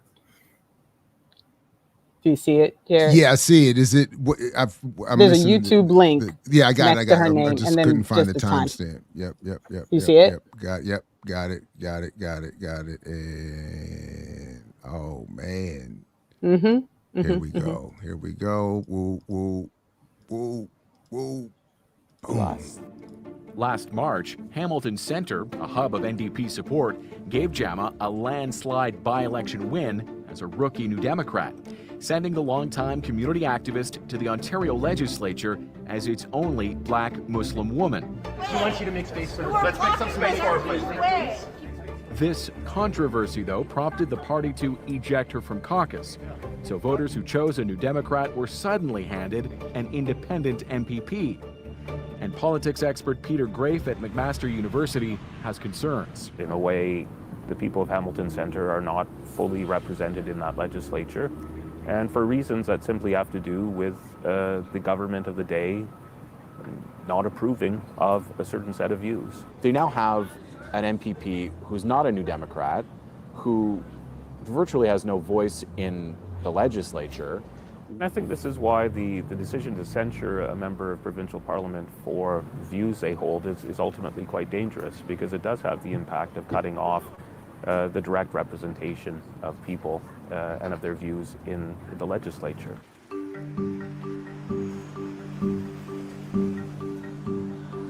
Jama told us she's not considering resigning as a way to trigger a by-election here in Hamilton and give voters a chance to formally back her or reject her.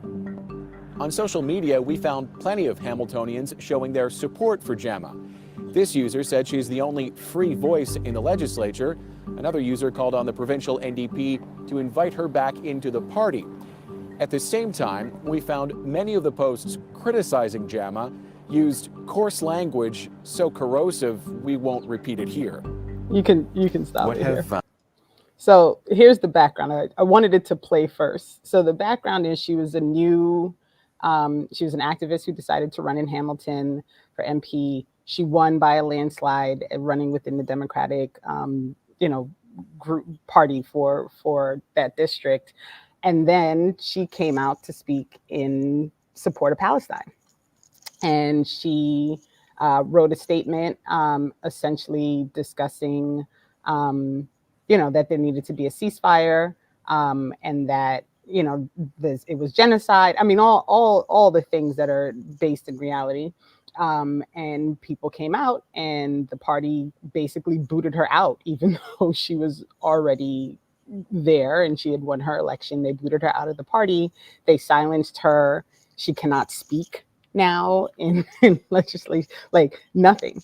And they've essentially been following her around and posting all the things that she says. So, for example, she did a talk and she talked about, the lies that came out, and that, there was a whole, the story with the babies and all these things. And she pointed out that these things were actually not factual. So, all these things were happening, and she has been silent. She cannot speak. She can vote, but she cannot speak, and she has essentially lost her ability to raise her voice on behalf of the people who voted her in.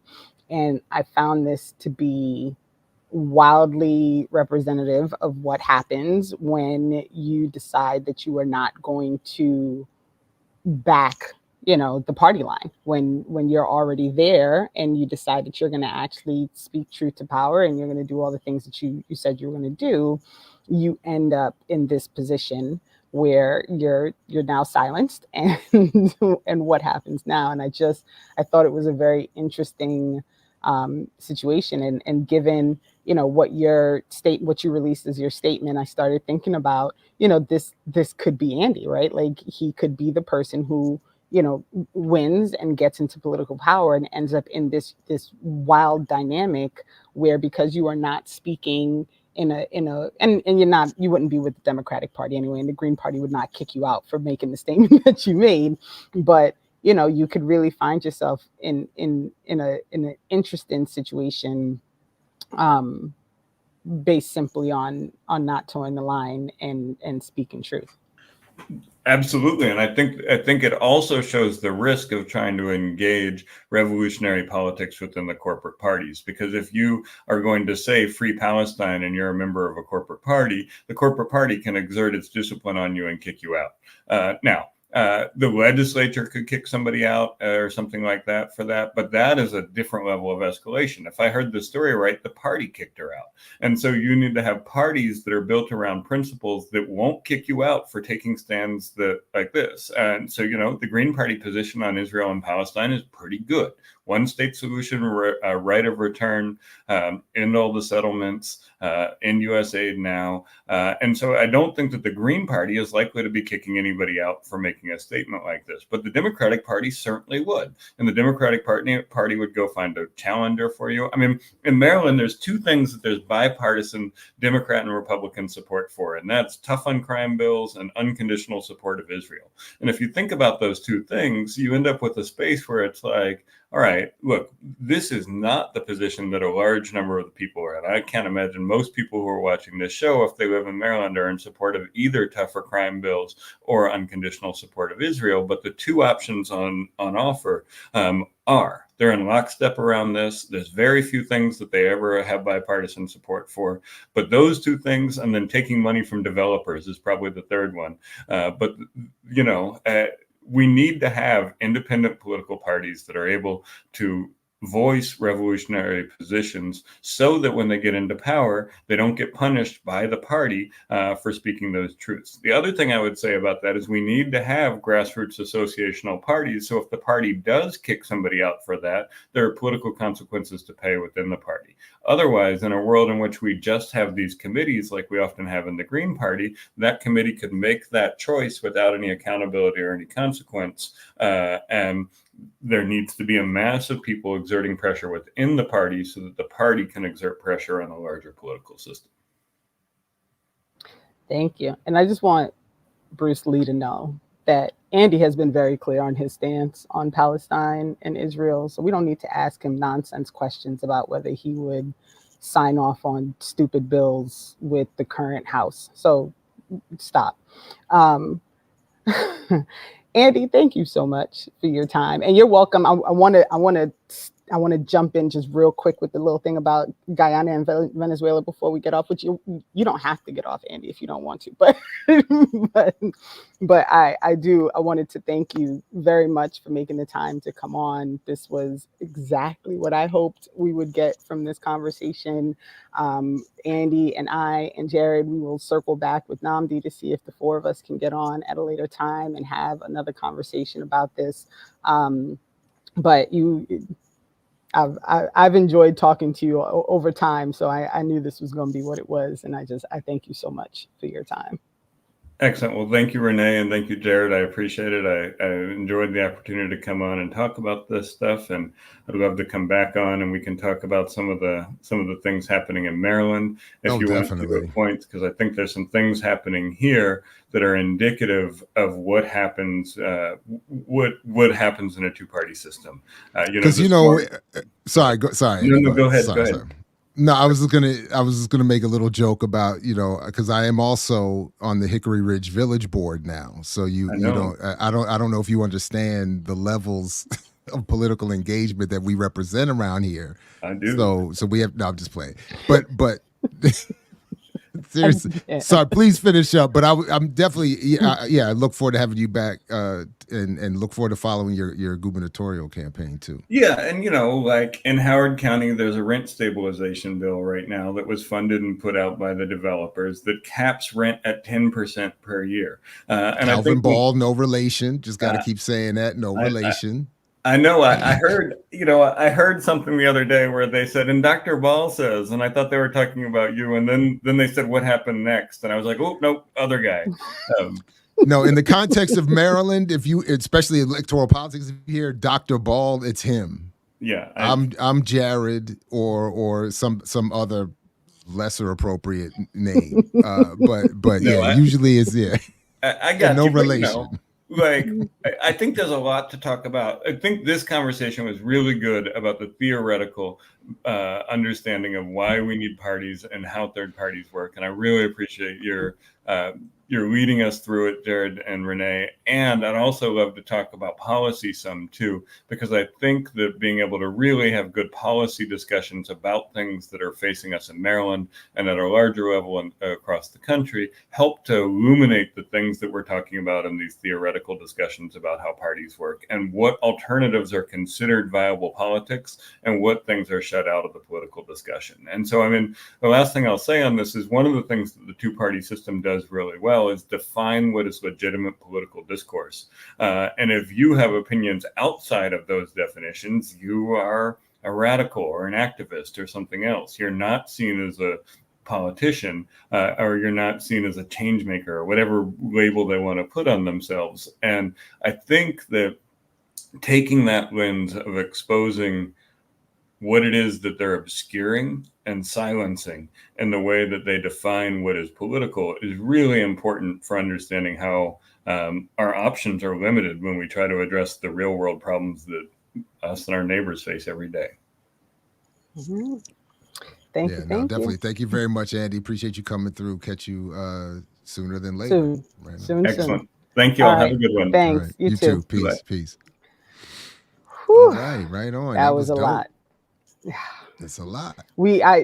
So I've met with Andy offline a couple of times, and he actually drove up to Jersey to watch Reimagining Safety when I did the screening, and and we've been having a lot of conversations about kind of connecting, these state parties in a regional sense. So like there's something, can we get to Baltimore and support something that's happening there? Can we get to Philly and support something that's happening there? So that if we are, really working on things that can have an effect in other places, we're focused on New Jersey, obviously, but if we can utilize whatever we gained or learned or whatever within organizing around that thing in New Jersey, can we help someone who is regional and close to us and get there to actually, do things in a close space. So I've ended up talking to Andy a lot about a lot of things. And so I was glad that he was able to jump on. And I look forward to bringing Nnamdi on and for us to have, an additional conversation.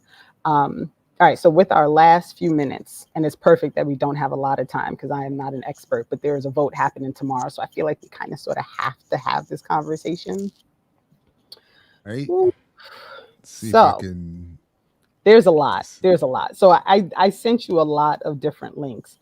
So essentially what is happening is in Venezuela tomorrow, there is going to be a vote by the people of Venezuela to determine whether or not they want to have a real push to reclaim this territory that is in between Guyana and Venezuela. And it is, the Escuito vote. So when Venezuela was formed, when they, kicked out the colonizers, that part of the land that surrounded that river was Venezuela. That was to the west of the river. then when Guyana was able to, get their, I guess, their boundaries set, there was a series of things that happened, and essentially the land that had initially been considered Venezuela, and again, I'm not an expert, that was initially considered Venezuela became part of Guyana. And so this has been a long-standing battle over this land.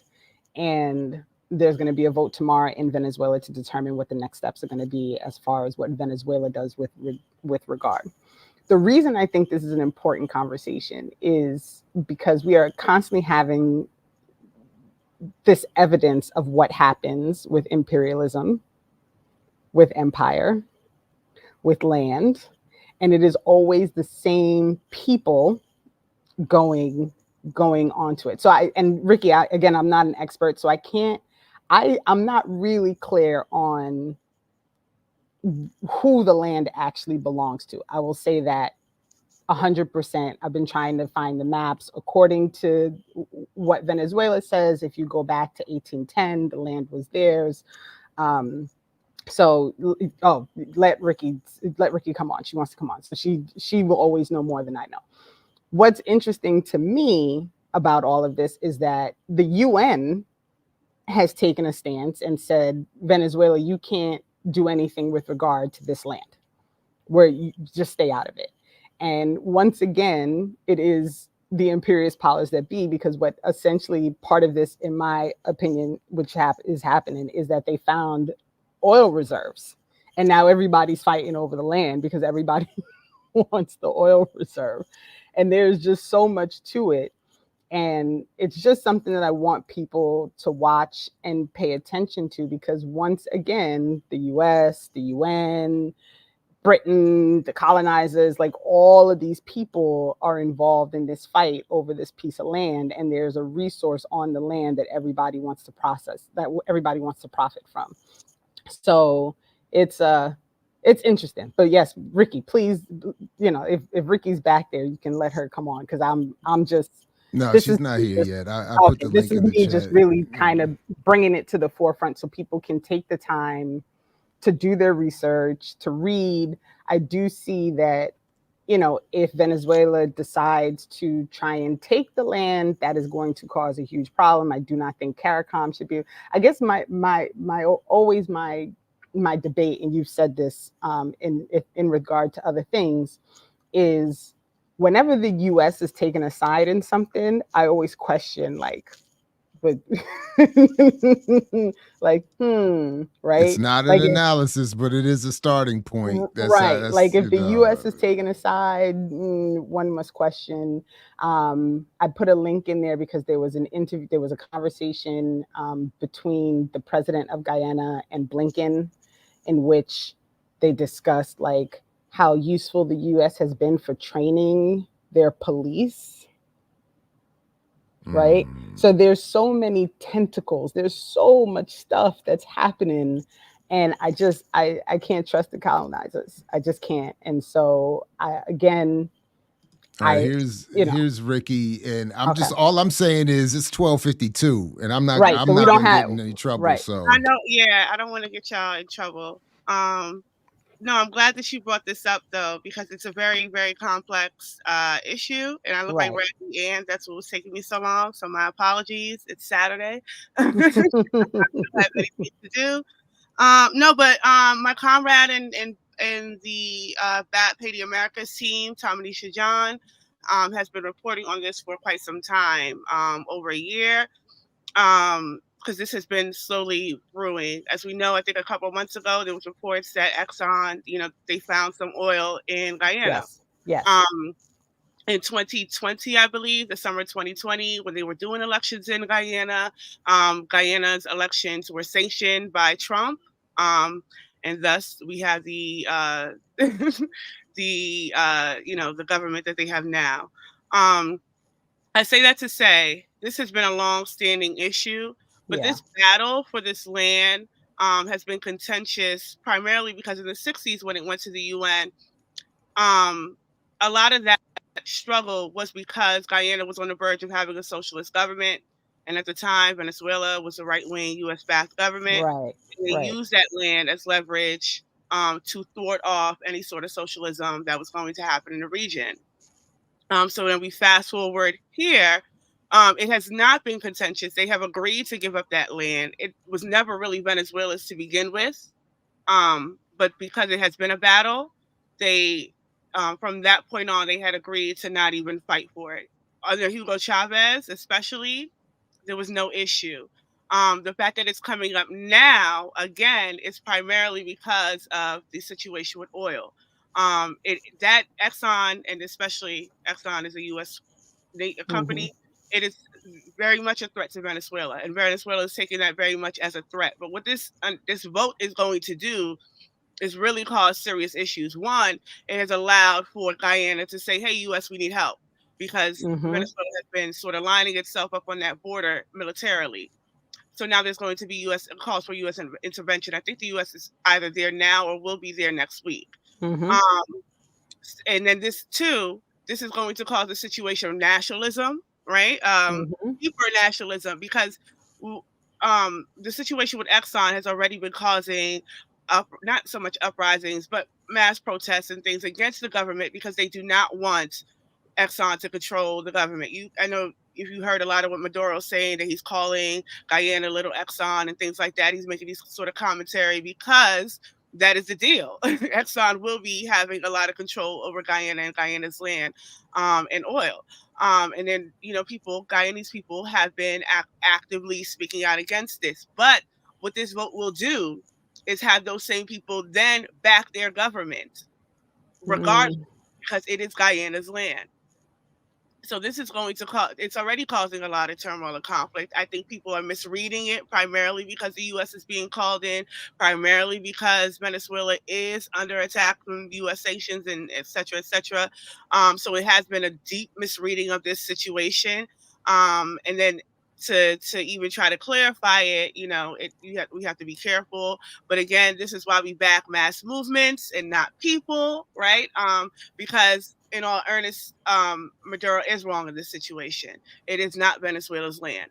But they also are sort of being backed into a corner to not have any other way to respond, because the U.S. is not only Guyana, but we got to really watch what's going on with Trinidad and Tobago as well. The Prime Minister was here last December and earlier this year in D.C. Trinidad is also an oil nation. Trinidad and Jamaica Prime Minister has been talking about getting involved. So there's a lot. There's a lot. So can we circle back? So let's put a pin, because I don't want anybody getting charged. 12:56. So we gotta. Yeah, I don't want to get in trouble. Last commentary. CARICOM just made a statement in support of Guyana, calling for a zone of peace in the Caribbean, which is ironic because they have CARICOM is supporting the occupation for Haiti. Of Haiti, right? Exactly. So it's so messy. But thank you for coming on. I appreciate Ricky. you. Thank you, Renee. Thank you, everybody. We're going to get out of here and stay out of trouble. It's been a great day. Congratulations, everybody, for another wonderful Saturday's Peace. If you're willing to fight for it, time to stretch, get some water for Warrior class. Catch you next time on With Renee.